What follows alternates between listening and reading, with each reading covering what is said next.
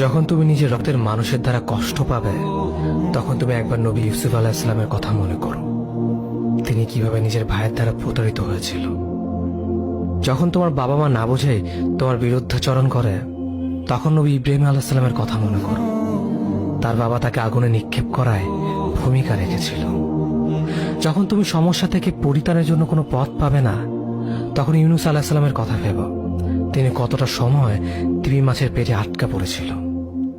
যখন তোমার নামে কেউ মিথ্যা অপবাদ ছড়িয়ে দেবে, তখন মা আয়েশা রাদিয়াল্লাহু আনহার কথা মনে করো। তার নামে পুরো শহর জুড়ে কুৎসা রচনা করা হয়েছিল। যখন তুমি অসুস্থ ব্যথার যন্ত্রণায় কাঁদতে থাকো, তখন নবী আইয়ুব আলাইহিস সালামের কথা ভেবো। তিনি ভয়ঙ্কর এক ভাইরাসজনিত রোগে আক্রান্ত হয়ে তোমার থেকে বেশি কষ্ট পেয়েছিল। যখন তুমি দিনের কোনো বিধান নীতিতে যুক্তি খুঁজে পাও না, তখন নবী নূহ আলাইহিস সালামের